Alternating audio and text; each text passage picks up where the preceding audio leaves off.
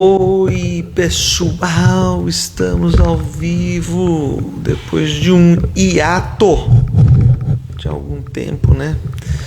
Estivemos aí ausentes por, na verdade, um problema, um excesso de pessoas, excesso de crianças doentes, deixando o pediatra de cabelo em pé. Segunda-feira, um dia tão cheio, né? Após que os filhos aí estão todos ficando excessivamente doentes.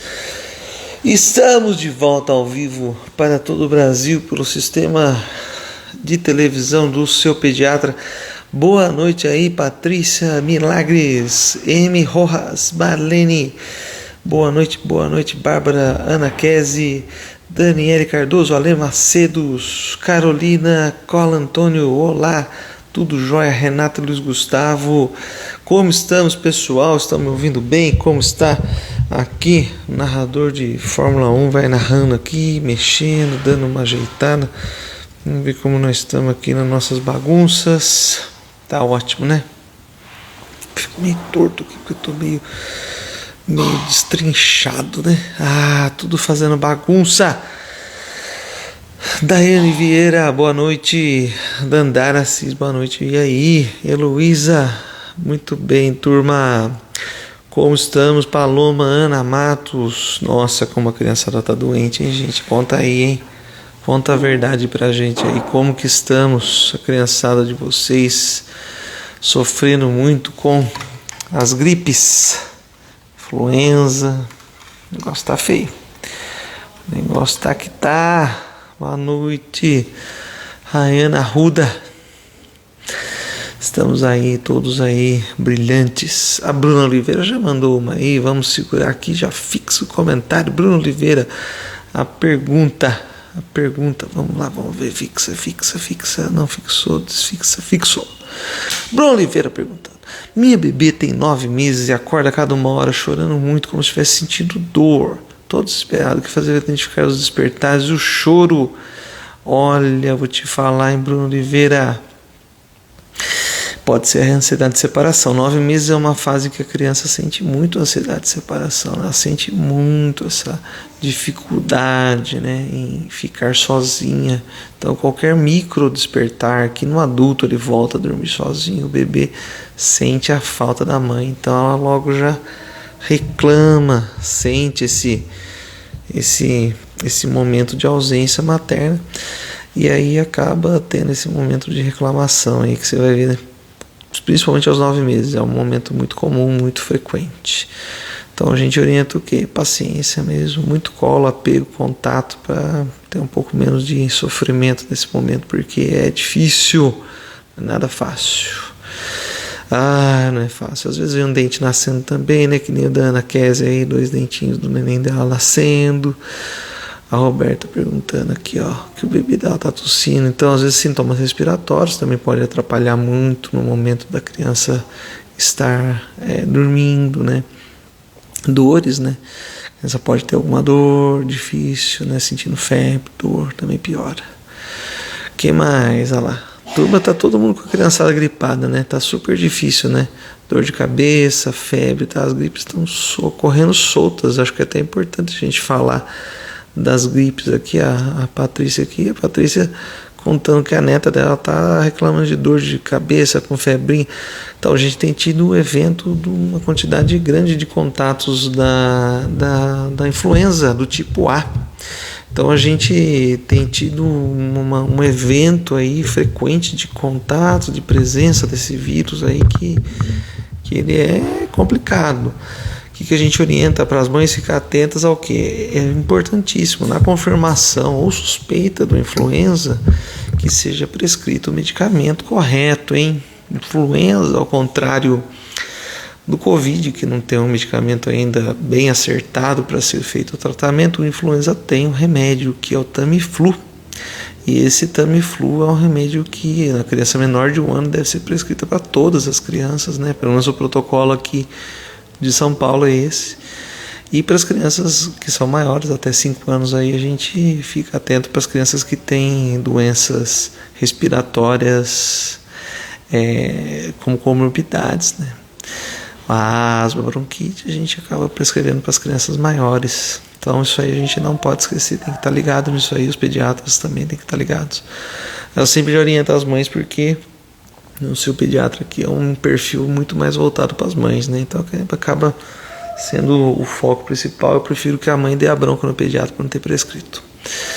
Então, ficar atento aí nessas questões. Então, o sintoma principal da influenza aí, a gripe, é uma dor no corpo, febre alta, de difícil controle, com tosse, com coriza, espirros, e muitas vezes pode surgir efeitos de vontade de vomitar, né, a náusea, o diarreia pode aparecer também, sintomas digestivos, a gente fica de olho.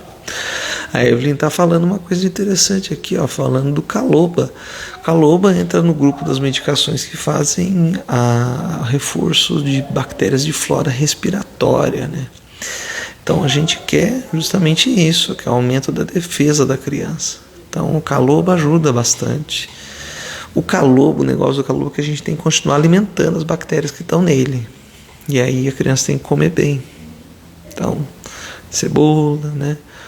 O brócolis, né? Os legumes, vegetais, aquela coisa toda. Vocês já conhecem a história, né? Tá? Porque daí o efeito do calobo dura mais tempo. É difícil. Ó, a Karine falando, 16 meses, ficou doente pela primeira vez, tive gripe e otite de brinde. É normal otite durante a gripe? É frequente, viu, Karine, a otite aparecer. A otite aguda, ela é muito frequente relacionada aos vírus, né? O vírus, ele gosta muito da otite aguda. Apareceu, já vem a otite junto.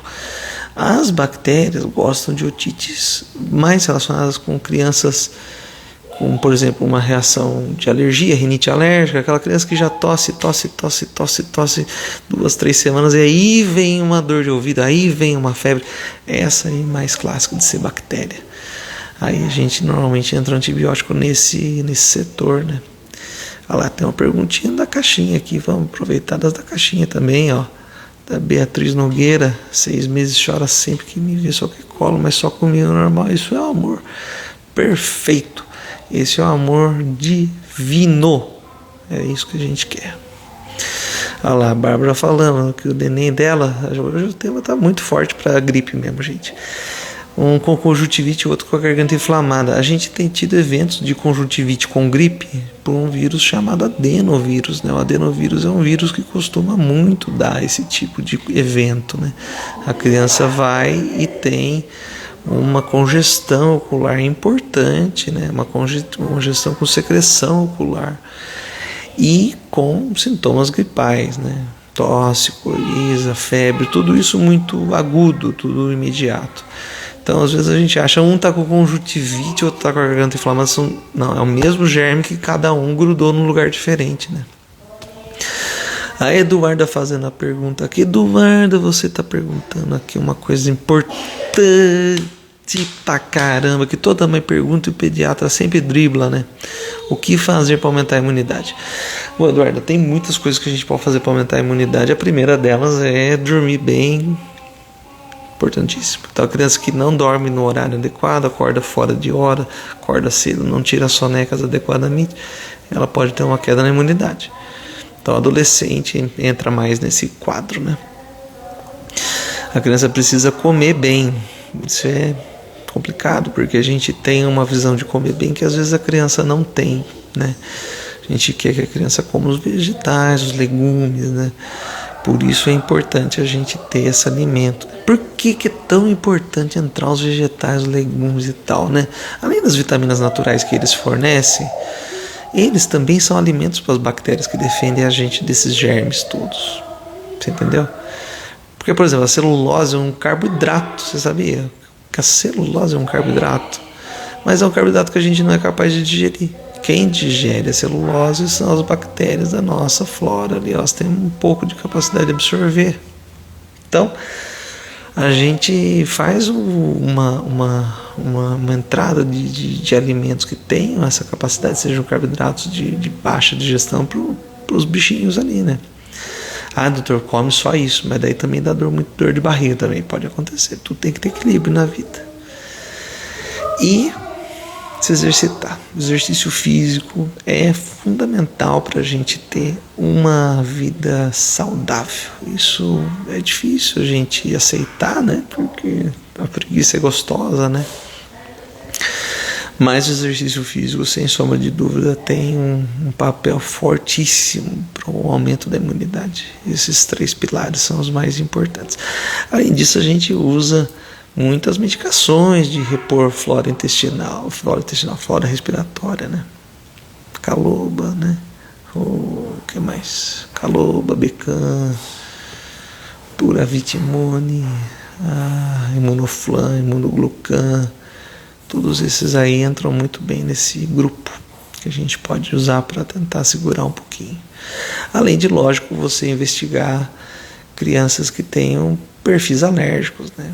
A questão da imunidade com alergia é muito complicada, né, para você avaliar.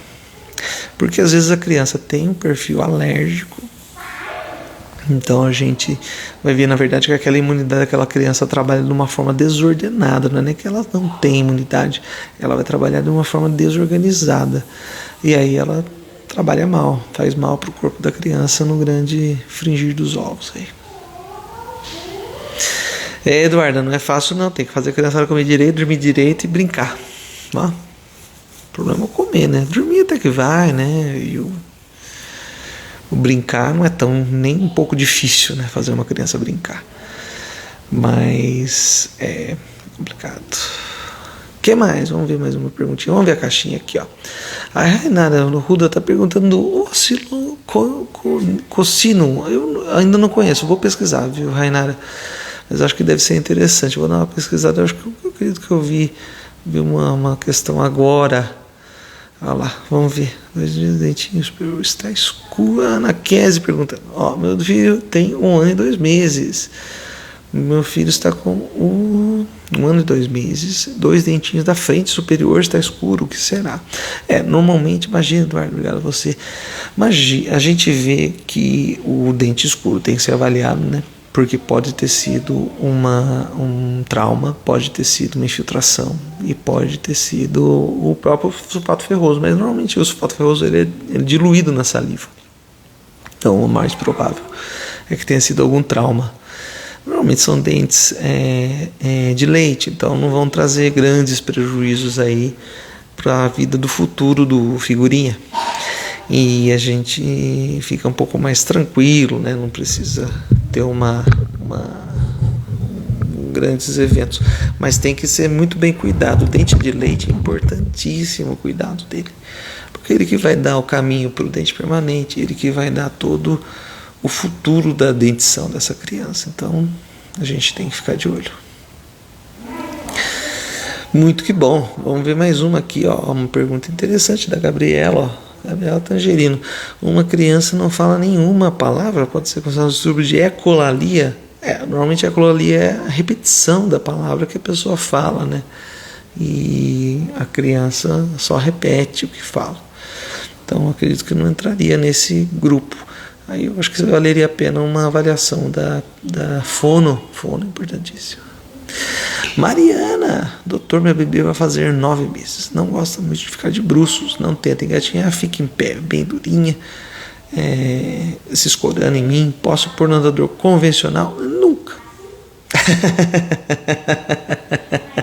Mas nunca. Andador, tem um andador que é um andador de empurrar, que ele dá para usar. Porque eu falo, o andador ele não tem utilidade e ele aumenta o risco da criança chegar em lugares e se empurrar e se machucar. Eu já tive atendimento de criança com morte cefálica por causa de andador. Então a gente fala que o andador ele não tem razão de ser. Não tem razão de ser. A criança vai aprender a andar, não precisa adiantar, correr, eu quero que saia andando. Gente, você vai se arrepender. Porque primeiro, tá bom, a criança não se machucou, eu fiquei de olho, cuidei, segurei, eu grudei na criança. Tá bom? Mas aí você fez a criança andar 1 semana antes. Faz diferença? Não faz diferença. Então, o que a gente diz? O andador é um risco desnecessário. Desnecessário. Não tem utilidade, não tem necessidade. E você cria um risco que você não quer, entendeu? A gente vê, a criança ganha autonomia que ela não tem a capacidade de lidar. Eu dou um carro para um moleque de 12 anos. É isso? Não. Então, andador no lixo. Tá sem som? Vocês estão me ouvindo aqui? A Rogéria falou que tá sem som. Vocês estão me ouvindo? Como que tá? Acho que tá me ouvindo aqui. Não sei. Se tiver sem som, vocês me avisam, hein? Ah lá, tem uma perguntinha aqui, ó. Da Andréia Castelhano. Se vocês estiverem sem o som, vocês me avisam aqui. Manda um recado que eu tô lendo os comentários. Andréia Castelhano. Minha bebê tem 5 meses e 12 dias. Quando começar a introdução alimentar. Então, Andréia, a introdução alimentar, a gente usa 3 sinais, né? Para você. Obrigado, Mariana. Legal. Que bom que vocês estão conseguindo ouvir, me deixa mais tranquilo. Então, Andréia, você pega a introdução alimentar, você vai usar 3 sinais. O desejo do bebê de comer, né? Obrigado, Boni. Obrigado, Taina. Ana Kézia tá ouvindo? Beleza, gente. Obrigado. Então, ó. Agora voltou. Beleza, Rogéria. Valeu. Então, todo mundo ouvindo. Beleza. Então, o sinal da introdução alimentar. O bebê quer comer o que você está comendo. Então ele olha, já deu daquele bebê curioso que está querendo saber já o que eu faço, isso aí, será que isso é bom que você está pondo na boca também? Olha, sabe que eu também sou de pôr coisas na boca, sabe? Aquele bebê que está ali querendo ver, quero pôr coisas na boca e tal. Esse é o primeiro sinal. O segundo sinal é a firmeza de ficar sentado sem apoio. Às vezes a gente vai julgar o sentar sem apoio e a mãe espera que a criança esteja firme, ereta, maravilhosa ali, mas a gente não vai julgar assim. O que a gente já chama de sentar sem apoio é o bebê que consegue ficar com as pernas muitas vezes dobradinhas, o corpo inclinado para frente, a cabeça jogada para frente e apoiado nos próprios membros superiores sem cair para o lado. E isso a gente já considera como um sentar sem apoio, tá? E o bebê que não vomita absolutamente tudo que você coloca na boca dele. Isso você vai acabar só testando na hora mesmo que você começou a introdução alimentar, tentar colocar alguma coisa na boca e a criança soltar. Tá. O que vocês vão ver é que a introdução alimentar ela é baseada nesses tripézinhos aí que deixam muito a gente mais seguro, entendeu? Principalmente em relação a o que você vai ter de menos riscos de engasgo, menos riscos da criança não ter a firmeza para se manter ereta ali no futuro. Que você vai ver que a gente também faz a introdução alimentar, é uma introdução mais lenta, que mais ou menos também coincide com o tempo em que o bebê também vai tomando a postura mais ereta. Então aquela história que a gente fala, mãe, na primeira semana dá uma frutinha uma vez por dia, depois na segunda semana a gente dá duas, depois na terceira a gente vai começar o almoço, no primeiro dia dá um elemento, tal. Essa subidinha de escada aí também tem a ver com isso, porque isso também dá tempo do bebê entender melhor e começar também o tempo das costinhas também irem passando. O bebê pode sentar sem apoio até 8 meses. Se passar de 8 meses sem sentar sem apoio, a avaliação neurológica. Certo? Carolina, o que você está falando aqui? Ai meu Deus, Carolina, vou pegar você. Vou dar um tapa na sua orelha. Cadê você, Carolina? Volta aqui. Fixar o seu comentário. Indica não dar o Danone para o bebê de 1 aninho. Não, nossa, imagina. O Danone eu não indico para ninguém. O Danone não, né, gente? Um alimento desnecessário na nossa vida. Desnecessário. Você tem outras opções para você fazer. Bate um leite com fruta aí, você está muito mais servida de qualquer outra coisa do que um Danone. O que a gente não quer mais? A gente não quer que as nossas crianças sejam servidas de alimentos em que a lista de componentes dela seja maior do que a lista de deputados que foram eleitos ontem. Você entendeu? A gente quer que a gente tenha a criançada comendo a comida o mais natural possível, entendeu? E o Danone, a fermentação aí já fica mais difícil. Ah, não, doutor, é aquele Danone que tem um que é o leite e fermento. Ah, aí sim. Bate ele com morango, já fica docinho. Ah, quero adoçar, o bebê já tem mais de 1 ano, né? Mais de 2, na verdade. Eu quero adoçar, vou pôr melzinho, né? A partir de 2 anos dá pra pôr mel, muito mais gostoso. O Danone, então, sofre. Ah lá, o inhame. O inhame, a Lili Gomes falando inhame. Maravilha! Boa noite, Lugio. Lugio Vanelli. O Danone, lá de inhame, a Cláudia também. Vamos fazer do inhame. Excelente, cozinha o inhame, bate com morango, super simples. Tem 1000 receitas na internet aí da quantidade, eu não vou lembrar agora, porque a Marina já está com 5 anos, ela já não come essas coisas. Quando era bebê, ela gostava um pouquinho só. O grande negócio dele é que ele é muito bom e muito gostoso. Não faça muita quantidade, só isso. Porque ele fica estragadinho, ele oxida muito rápido. Igual maçã cortada que fica pretinha, ele também fica assim. Lujo, depois da vacina, compressa fria. Exatamente. Turma, não é nada fácil. Olha lá. Seja bem, o senhor está com a carinha de cantor mesmo, Evelyn. Não tá fácil. Meninas, é por isso que eu tenho descansado essas lives do final da segunda. Tem que optar por um novo momento. Eu vou botar uma enquete pra gente fazer um horário melhor. Porque assim, a gente tem tido uma quantidade de atendimentos das crianças assim inigualável.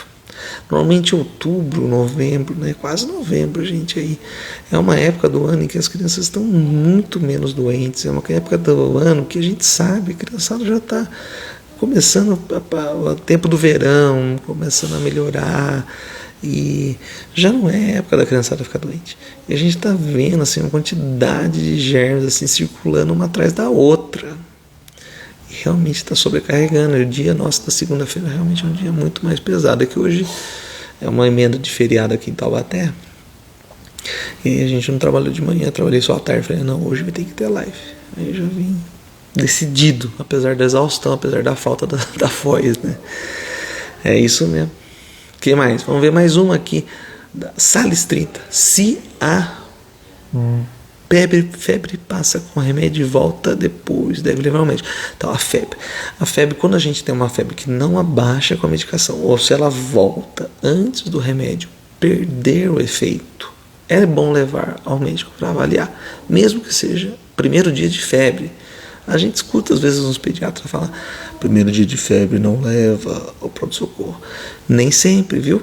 Se a sua febre, você deu remédio e ela não abaixou, mesmo que seja para você chegar lá e o pediatra falar, então você deu a dose errada do remédio. É muito que bom. Pelo menos passou na mão do responsável que examinou seu filho e viu que não é uma meningite meningocócica. Porque a gente fica muito preocupado com as febres que não abaixam usando a medicação. Doutor, influenza dá esse tipo de febre? Dá. Dengue dá esse tipo de febre? Dá. Amidalite streptocócica, aquela que toma bezetacil, dá esse tipo de febre? Dá. A meningite meningocócica, que leva a um quadro grave em 12 horas, também dá. Então, se você tem uma febre que você deu remédio e não abaixou, hospital.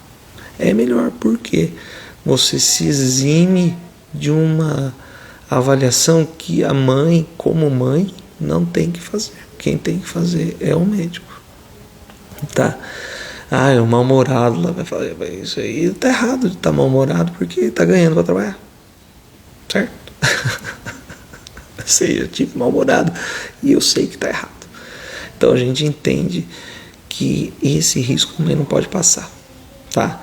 Então a gente dá o conselho que não é para ir nunca no primeiro dia, tá erradíssimo em relação à febre. A mãe tem que saber que a febre que não abaixa com o remédio, essa mãe não precisa esperar ela parar. Essa febre não abaixa, eu vou dando 1, 2, 3 remédios de febre, não, vai para o hospital para ver o que está acontecendo. Porque às vezes a criança realmente está com um quadro grave que precisa ser avaliado. Ou a febre que volta antes da hora também é importante. Ou ainda, uma febre que você dá o remédio, A febre abaixa, mas a criança continua muito desanimada, só querendo ficar deitada, não desperta, não acorda, não está ativa, a criança está estranha. Sabe que a gente, na experiência da gente, eu sempre fico muito atenta quando a mãe fala para mim: doutor, meu filho está estranho, porque isso é a frase da mãe que está vendo um quadro de uma doença grave, potencialmente grave. Entendi uma vez uma prima minha, que veio com o neném dela com uma dor de cabeça. Ela falou assim: Pedro, dei dipirona, dei Tilenol, dei ibuprofeno, não melhorou. Pô, uma coisa tem, porque por mais que você dê a dose errada de 1, a dose errada de 3, eles viram uma dose certa, né? Certo? Colhemos líquor, veio a meningite. Graças a Deus, viral, não tinha uma meningite meningocócica, nada assim. Mas você entende? A pessoa chega e fala: ó, dei 1, 2, 3 remédios, o negócio na bata. Alguma coisa tem ali. Alguma coisa tá ali. E o termo estranho. Usou a palavra estranho, o médico tem que, regalar o olho. Peraí, o que é isso? Meu filho tá estranho, ponto. Não deixa embora sem fazer uma avaliação mais cuidadosa. Ai, febre é uma maldição na vida da gente, né? Deixa todo mundo fora do ar, né? Deixa todo mundo louco, mas a febre, ela é uma reação do organismo, a gente precisa da bendita da febre. Meus anjos, me vou. Então a gente agradece a presença, as perguntas. Na próxima segunda estaremos de volta, mas eu acho que essa semana eu vou ver se eu faço uma enquetezinha aí na quarta, quinta-feira, pra gente ver algum dia, para ter segundo dia de live. Eu vou fazer na quinta mesmo, acho que eu vou fazer na quinta, né? Carolina, o tio aqui de Taubaté, interior de São Paulo. E aí a gente vê, acho que na quinta-feira vai ser legal, hein? Pensar nisso. Quarta-feira eu dou notícias. Combinado? Muito obrigado e boa noite.